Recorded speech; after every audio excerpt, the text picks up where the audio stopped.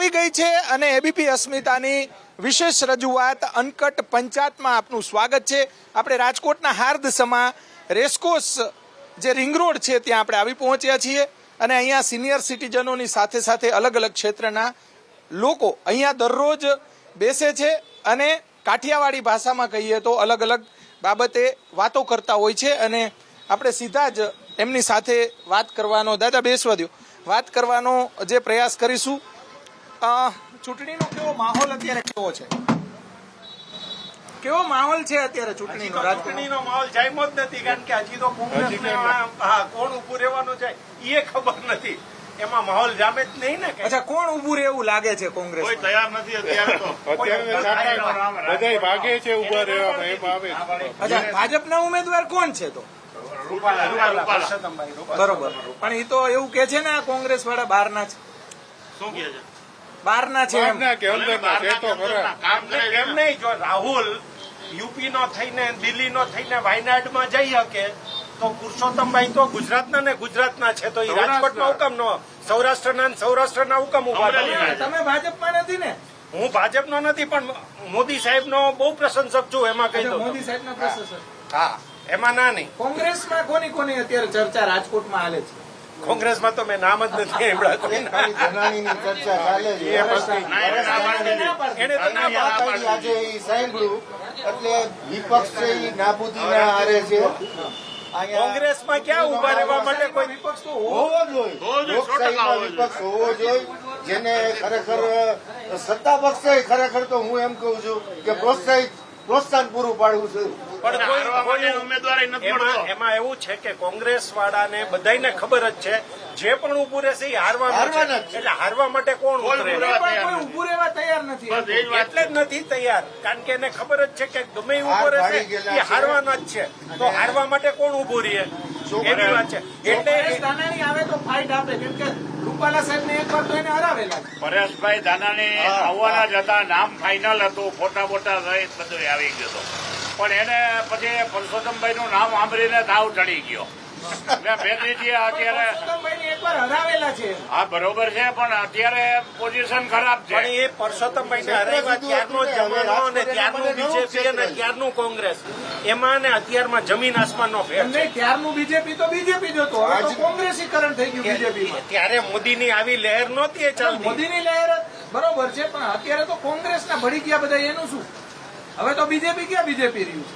બીજેપીમાં આવે તો બી ટીમ આખી કોંગ્રેસની થઈ ગઈ છે। પણ તમે એક જ વિચાર કરો કે કોંગ્રેસના આટલા બધા લીડરો આટલા વર્ષોથી જે પાર્ટીમાં રહ્યા હોય એ તૂટીને બધા જો બીજેપીમાં આવતા હોય તો એનું કારણ કંઈક તો હશે ને, બધાને તો ટિકિટો નથી મળી જતી। બીજેપીમાં નેતાઓની ફોજ છે, હું તમને એ જ કહેવા માંગુ, તો લેવાની જરૂર હું પડે છે એમ કઉ છું। હમણાં આ મોટવાડિયા ગયા આપણે, શું જરૂર છે? મને આવવાના હોય તો થોડીક ના પડે। એવા બુદ્ધિ આખા ખટારા ગાડા ભરાય એટલા છે, નેતાઓ ક્યાં નથી? મને કયો હાલો, એને 5 લાખ મતે બધી સીટો જીતવી।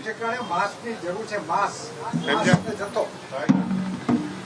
માસ એટલે જથ્થો, જ્યાં જથ્થો ન હોય ને, તમે મને એક દોરી છે એક રાખો ને એક 100 દોરીને રાખો, એટલે પણ હું એ જ કઉ છું, જથ્થો તો છે જ, કેવડો બધો જથ્થો વાય છે not Bhajap required in Bhajap, why not required? That is my question to you. શું કામ ભાજપમાં જરૂર નથી? કોઈને આવવું તો આવવા દો, બિચારા એને ઈચ્છા છે તો આવવા દો, એને જવું હોય તો જવા દો, એટલે કંટાળીને જાય છે એમ કેવું. એટલે એવું નથી, નોટ એટ ઓલ। તમને ઈચ્છા એમ થઈ કે મારે તો અહીંથી જ અટાણે સમોસા ખાવા જ, તો તમે ત્યાં કેમ જાઓ છો ઓલી દુકાન છોડીને? તમને જ્યાં સારા લાગ્યા એટલે તમે ગયા, પણ અંદર જે બધા વર્ષોથી જે પાથેણા પાથરે છે, જે વર્ષોથી પાથેણા પાથરે, દાદા હું તમને કહું 40, 50, 60, 70 વર્ષથી છે, હવે એનો વારો આવતો નથી કે 40 વર્ષથી જે પાયાના કાર્ય કરતા છે એ નારાજ થાય છે એમ, નારાજ થાય એની છે વેદના શું? અને એની નારાજગી એને છે ને ડાયરેક્ટ એ રિક્રુટ લોકોએ પરિશ્રમ આપ્યો છે, ખબર છે? Direct recruit. અચ્છા, ડાયરેક્ટ રિક્રુટ એટલે શું? એક એક્ઝિક્યુટિવ એન્જિનિયર હોય ને, એ બીઈ સિવિલ થઈને એની એક્ઝામ આપે, એટલે એ 25 વર્ષનો હોય ને એ એક્ઝિક્યુટિવ એન્જિનિયર થાય, અને ઓલો જે બિચારો 50 વર્ષનો હોય હજી ડેપ્યુટી એન્જિનિયરમાં હોય। આજે જે છે ને 25 વર્ષથી એક કાર્યકર નીચેથી કામ કરતો હોય, એમાં એની વફાદારી હોય, લોયલ્ટી હોય, 100% એને મહત્વ મળવું જોઈએ, પણ એનું કમ્પેરિઝન તમે અર્જુનભાઈ મોઢવાડિયા સાથે ન કરી શકો, કારણ કે એ એટલી હાઈ પોસ્ટ ઉપર કોંગ્રેસમાં રહ્યા છે આપણે અને એને અર્જુનભાઈને કોંગ્રેસે પ્રદેશ પ્રમુખ બનાવ્યા. હા, છતાંય તમને તો ધારાસભ્ય બનાવ્યા, જીતી ગયા. છતાંય એને એટલા મૂકી- હોદ્દા- સાંભળો, એટલા બધા હોદ્દા આપ્યા તો જવાની જરૂર શું છે? કોંગ્રેસે હું નથી આપ્યું એને. એ કોંગ્રેસે આપ્યું એને, પણ અત્યારે એને 5 લાખની કોંગ્રેસમાં બધી સીટો જીતવી છે આ લોકો એટલે અચ્છા, મૂળ કારણ આ છે. એને કોંગ્રેસમાં હવે આગળ પોતાનું પ્રગતિ નથી દેખાતી. કોઈ પણ માણસ કોઈ પણ પક્ષમાં અથવા તો કોઈ પણ નોકરીમાં કે ક્યાંય કામ કરે ને તો ઈ પોતાનું આખું એમ્બિશિયસ તો હોય જ બધા. ઈ એમ વિચાર કરે કે મારો આની અંદર આગળ વિકાસ શું થશે, પણ જ્યારે તમને ખબર પડે કે આમાં મારો વિકાસ આગળ ઊંડાઈ જશે, મારો વિકાસ નહીં થાય, વિકાસ રૂંધાતા ત્યારે તમે ઓલ્ટરનેટિવ ગોતો. એટલે જાતા હોય. હા, વિકાસ રૂંધાય છે એને મહત્વ નથી મળતું. ત્યારે તમે જે- alternative જે ગોતો. લોકો સેવાઓ કરી છે અને ઈ પ્રમાણે એના હોદ્દા આગળ તો ઈ પ્રમાણે એને ઇલેક્શન જ્યારે આવે ત્યારે સીટ મળવી જોઈએ. એ ન મળે તો એ લોકો શું કરે? અને ભવિષ્ય અને આ લોકોએ સાહેબ, પરિસ્થિતિ ઈ સર્જી છે કે સારા નેતાઓ જે હતા એને બહુ લીટીની બહાર મૂકી દીધા. કોને? કોંગ્રેસ પક્ષે બરોબર. એના જે માતૃપ્રેમે ખરેખર આ દશા લીટીની બહાર ક્યાં? જે જાય છે એ તો બધા મોટા નેતા, હા, મોટા નેતા. ધારાસભ્યો જાય. પણ એનું હવે હું તમને કહું, એનું તમે- સાંભળવામાં તમે નથી આવતું. કોંગ્રેસના તમે મત આપ્યો હોય જે તે વિસ્તારમાં તમે જી. હોય, હવે ઈ ધારાસભ્ય વયા જાય, પાછું તમારે ચૂંટણીમાં લાઈનમાં હા, ઉભું એ રહેવાનું. ખોટું છે પણ હવે પરિસ્થિતિ હા, એમ કહું છું. હા, એ ખોટું છે પણ પરિસ્થિતિ જેવી સર્જાણી હાલો છે. ભાઈ, આ બાજુ લ્યો ઉપરના પછી લેવલે આ લોકો જેમ વિપક્ષને નાબૂદ કરવા માંગે છે, નાબૂદ કરવા માંગે છે ને ઈ એમાં સક્સેસ જાય છે. ખરેખર વિપક્ષને નાબૂદ કરવા માંગે પણ નો થવો જોઈએ ને. નો થવો જોઈએ. હું એમ જ કહું છું, તંદુરસ્ત લોકશાહી માટે. તંદુરસ્ત લોકશાહી માટે વિપક્ષ બહુ જરૂરી છે. જરૂરી છે. હા, એમ કહું છું. તેમ છતાં આ સ્થિતિઓ એવી ઊભી કરવામાં આવે, સ્થિતિઓ એવી ઊભી કરવામાં આવે. અને દરેક માણસ ભાઈ અહીંયા આવી જાઓ, વાંધો ના, કાંઈ બોલવું હાલશે બધું આપણે, તમે જે બોલો એ. કાંઈ બોલવું નથી. સમજ્યા? દરેક માણસ એનું ભવિષ્ય છે. એને જોવાય છે કે હવે કોંગ્રેસમાં મારું ભવિષ્ય નથી. પતી ગયું છે, હવે પતવાનું છે. આવું. પછી શું કામ એનું? નહીં, કાલે આ જેટલું વહેલું મૂકે એટલું કેજરીવાલની, હવે આપણે બીજા મુદ્દા, કેજરીવાલની ધરપકડ થઈ એની શું અસર પડે ચૂંટણી ઉપર? ઝીરો. શું અસર પડે એમ? કેજરીવાલની જે ધરપકડ થઈ એમાં દેશની ચૂંટણી ઉપર શું અસર પડે? કેજરીવાલ હારી જાય, કેજરીવાલ હારી જાય એ અસર થાય. આખી એ લોકોની સ્ટ્રેટેજી તો તૂટી જ જશે ને. દિલ્હીમાં ને પંજાબમાં એ લોકોએ જે સ્ટ્રેટેજી બનાવવાના હતા, મુખ્ય તો કેજરીવાલ હતા, એ આખી તૂટી જશે. આ ધરપકડ થઈ સાચી થઈ છે કે પોલિટિકલ છે? એ લોકો હવે મને એક વસ્તુ કહો. પોલિટિકલ અમને પાડી દેવા માંગે છે ઈ એમ કે. તમે ખાલી માની લ્યો કે એક નાનકડું એક એક્સિડન્ટ કરો અથવા તો ન કરો કે કાંઈ પણ ગુનો તમારી ઉપર થયો, તમને સમન આવ્યું, તમે સમન લઈને હાજર ન થાવ, તમે છે ને પોલીસ સ્ટેશન આખા ઇન્ડિયામાં તમે ભાજપ વાળાને પકડા, કેટલા જણાને સમન મળ્યા ને નથી હાજર? કેટલા ભાજપ વાળાને પકડા આખા ઇન્ડિયામાં 10 વર્ષમાં આપણે આ corporate બધા સાધુ જ ભેગા કર્યા છે એમ ને. અરે બધાય ચોર હશે પણ હવે સમન કેટલા? સાચી વાત છે. કોઈ સાધુ તો દાદા નથી કોઈ. એમ નહીં, સમન નવું સમન આવ્યા પછી જો તમે નિર્દોષ છો તો તમે જાતા કેમ નથી? તમે પોતાની જાતને અહીંયા હાજર કેમ કરતા નથી? કેજરીવાલને તમારી પોતાની નિર્દોષતા સાબિત કરવા માટે જવું તો જોઈએ ને. તમે બોલો. કેજરીવાલને ફરિયાદ કોંગ્રેસે કરી છે. અચ્છા, કોંગ્રેસ આ તે- કોંગ્રેસની ફરિયાદ મૂળ ઉપરથી આ તો બધાયથી પહેલા પ્રકરણ જ કોંગ્રેસે કાઢ્યું કે આની અંદર લીકરમાં પૈસા ખવાના છે, કૌભાંડ થયું છે, એ બધા કોંગ્રેસે કીધું. પછી એની ઈડીએ તપાસ કરી, 9 સમન આપ્યા. 9 સમન પછી કેજરીવાલ સાહેબ જાય નહીં, એટલે ઈ શું કાનૂનથી પર છે. અને પાછા હાઈકોર્ટની અંદર એમ કહે છે કે તમે અમને ગેરંટી આપો કે તમે અમને એરેસ્ટ નહીં કરો. અને પાછા પોતે જ સ્વયં રીતે જ નક્કી કરી લે કે ભાઈ હું નિર્દોષ છું, હું ઈમાનદાર છું, બધું ઈ જ નક્કી કરી આપણે લે. સ્થાનિક મુદ્દા કેટલા હાલશે રાજકોટમાં? હું પ્રશ્ન રાજકોટમાં એના કોઈ મુદ્દા હાલશે કે એવું કઈ હાલવાનું? કાંઈ હાલવાનું નરેન્દ્ર મોદીને જોઈને બધા બસ વસ્તુ સ્થિતિ છે. વિપક્ષ નબળો છે. નરેન્દ્રભાઈ મોદીનું નામ અત્યારે ઉજળું છે. એના ઉપર જ ચૂંટણી લડાઈ છે. પક્ષ ને એ વાત ભૂલી ગયા છે બધા. ભાજપ મારી વાત નથી. મોદી સાહેબના નેજા હેઠળ ચૂંટણી લડાઈ છે અને લોકો મોદી સાહેબ મારી દ્રષ્ટિએ લોકલ પ્રશ્નો હોય ને મ્યુનિસિપાલિટીના અને પ્રશ્નો સામે જુદા એના પાસે હોય, વિકલ્પ નથી. વિધાનસભાના પ્રશ્નો સૌથી જુદા હોય મહત્વનો અને લોકસભાના સૌથી જુદા મહત્વનો હોય. મુદ્દો લોકો પાસે વિકલ્પ નથી. લોકો પાસે તમે હમણાં મ્યુનિસિપાલિટી મને એક વાત યાદ આવી ગઈ. 2 કોર્પોરેટ કદાચ તમે ટીવી જોતા હોય, છાપા વાંચતા હોય, 2 કોર્પોરેટરોએ ઓલી જમીન જે છે હા. એમાં ઓયડી બનાવી નાખી. તો આવા મુદ્દા આમ ચૂંટણીમાં અસર કરે કે એને ભૂલી જાય મત દેવાની? આ કઈ લોકલ જયારે ચૂંટણી આવે ને ત્યારે એને અસર કરે લોકલમાં. લોકલમાં અસર કરે. બાકી આ આમાં લોકસભામાં આની કઈ અસર ન લેવલે થાય. કાંઈ નહીં. મ્યુનિસિપાલિટીના મુદ્દા જુદા છે, વિધાનસભાના જુદા છે અને લોકસભાના જુદા છે. પીવાના પાણીની આમ મહિલાઓમાં કઈ અસર થાય કે પીવાના પાણીની કઈ ન થાય? જેને સમજ પડે છે એને તો ખબર પડે ને કે પીવાનો પાણીનો પ્રશ્ન છે એ મ્યુનિસિપાલિટીનો છે, ગુજરાતનો પ્રશ્ન છે, લોકસભાનો પ્રશ્ન નથી. બેંગ્લોર વાળાને બહુ બધા સાધુ છે. કેટલા મિનિટ તો એવી કઈ અસર પડે કે કઈ એવી કઈ ન પડે? કાંઈ ન પડે. અચ્છા, એની કઈ ન પડે. કાકા પણ 20 મિનિટ રેગ્યુલર તો પાણી આવે છે. તમે બેંગ્લોર વયા જાવ ને એક વખત ખબર પડી જાય. બેંગ્લોર ત્યારે ત્રણ દિવસે પાણી આવે. ખબર પડી જાય કે પાણી કાઠિયાવાડ આવું રૂડું છે ને બેંગ્લોર છે ને એટલે જ કહું છું તમને કે પાણી શું પ્રશ્ન છે પાણીનો. આપણે ટ્રેન હાલતી તમે બેંગ્લોરનું નામ પડે એટલે અરે આપણે દાદા બેંગ્લોર ક્યાં જવાની વાત મને ખબર છે.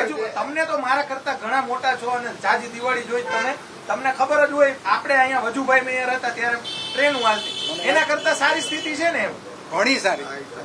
એ તો જો ડ્રોટ એટલે શું કે અછત હતી. અછતમાં તો તમારે ઘણીવાર કોઈ વસ્તુનું ઉત્પાદન ન થાય, પાણી ના આવે, વરસાદ ન પડે, એટલે રિએક્શન તો આવે ને. બધા દિવસ આપણા લીલા નથી જતા, એમાં સુકાઈ આવે. એટલે આવા મુદ્દા આમ અસર કરે કે નો નોટ એટ ઓલ. કાઈ નહીં. ધેટ વી હેવ ટુ સફર. આ ચૂંટણીમાં કાંઈ નહીં. બધા અડધા પહેલી આવું છે. તો બાકી ના ના, અમે તો પૂરા હજી છે.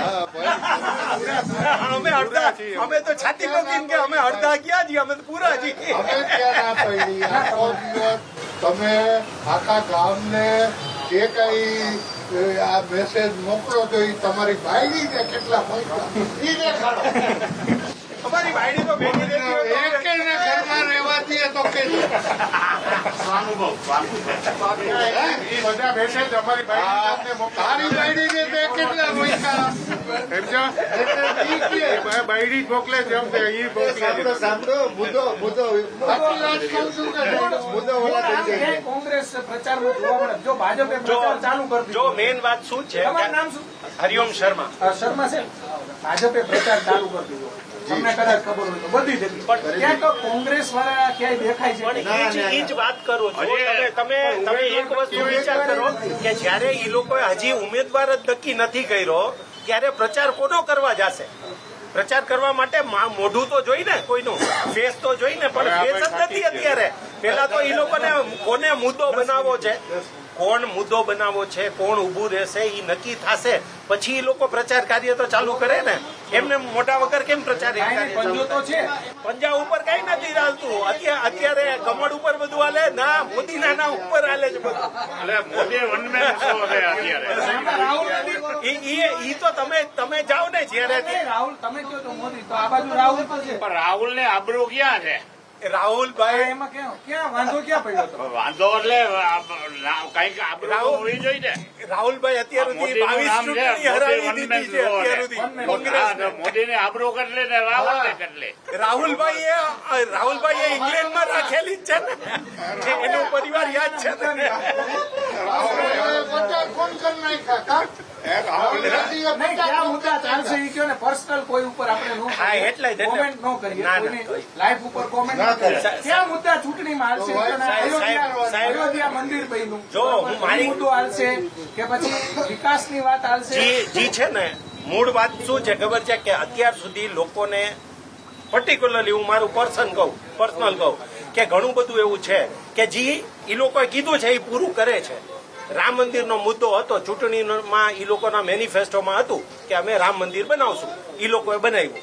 અમે 370 હટાવશું. એમણે 370 હટાવ્યું. એમણે નક્કી કર્યું હતું કે ટ્રિપલ તલાકનું આ છે એ સંશોધન અમે લાવશું. એ એને પૂરું કર્યું. એટલે ટૂંકમાં જે કહે છે એની ઈ બધું કરે છે. મેનિફેસ્ટો પ્રમાણે કામ. મેનિફેસ્ટો પ્રમાણે કામ બધું નથી થયું. બધું ક્યારેય કોઈ પણ 100% મેનિફેસ્ટોમાં જે હોય એ નથી થતું કોઈ ક્યારેય. પણ અત્યારે જે આપણી ઇકોનોમી છે, ઈ અત્યારે કેટલી 5મા નંબર ઉપર વિશ્વમાં આવી ગઈ. ઈ ભારતનો વિકાસ દેખાડે છે ને, ઈ મહત્વનું. વિદેશની નીતિ આટલા બધા વિદેશ નીતિના જે સપોર્ટ કરે છે. તમે વિચાર કરો કે યુએઈમાં જઈને સ્વામિનારાયણનું મંદિર બની ગયું, ઈ કોઈ દિવસ પહેલા શક્ય હતું. ઈ વિદેશ નીતિનું પરિણામ છે. આપણી વિદેશ નીતિનું પરિણામ છે કે આજુબાજુના જે આપણા પાડોશીઓ છે એ ભલે એમાં પાકિસ્તાન ને બાંગ્લાદેશ ને એ બધા મૂકી દો, એમ નહીં, બાકી આખા વિશ્વ વાળા બધા જે અત્યારે ઇજ્જત આપે છે તમને. તમે જો બહારગામ ફરતા હોય, ફોરેન કન્ટ્રીમાં ફરતા હોય તો તમને ખ્યાલ આવે કે તમે એક ઇન્ડિયન તરીકે જ્યારે જાઓ ને તમારી કેટલી ઇજ્જત છે.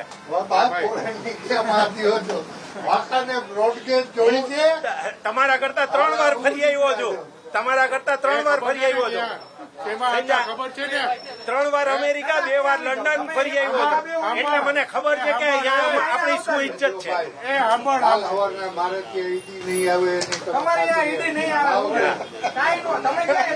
ના આ તો ઈ કહે છે ને એટલે કઉ છું કે સાંભળ કેટલી વાર જઈ આવ્યા છે. એટલે આ તો જો બધી જગ્યાએ છે ને જે આપણું એક રિસ્પેક્ટ છે ઇન્ડિયન તરીકે. એની વિચારધારા ઈ બોલે તમે ના ભાઈ એમ નહીં પણ ભાઈ આ ટ્રિપલ તલાક ને આને શું લાગે હોય ઈ મને કયો, એને શું ફેર પડ્યો? અરે મને ફેર નથી પડ્યો, પણ એને મેનિફેસ્ટોમાં પૂરું થયું. તમને હું ફેર પડ્યો? જવાબ કયો? પણ એ હું તમને કહો, ઇન્ડિવિજ્યુઅલ પ્રશ્ન નથી, દેશનો પ્રશ્ન છે. બધાને ફેર પડે. બધાને ફેર પડે. જવાબ તો દો. એમ નહીં, પણ તમે પૂછ્યો એનો જવાબ એને દીધો. એટલે મેં તમને શું કીધું કે એમણે જે મેનિફેસ્ટોમાં જે બધા આપ્યા હતા પ્રોમિસ એ પૂરા કર્યા છે. આ તો અત્યારે આટલું બધું છે ને, આટલું બધું ખબર પડવા માંડી, આટલું બધું ન્યૂઝ ચેનલ ચાલુ થઈ ગઈ, બધું ખબર પડવા માંડી. બાકી પેલાના જમાનામાં તો શું થતું હતું ને એ કોઈને કઈ ખબર નહોતી પડતી. એ છાપામાં ને મૂળ આ બધા મુદ્દા હાલશે. આ બધા મુદ્દા આ જે આવશે. બધા તમે વાત કરી ઈ મુદ્દા જવા દો.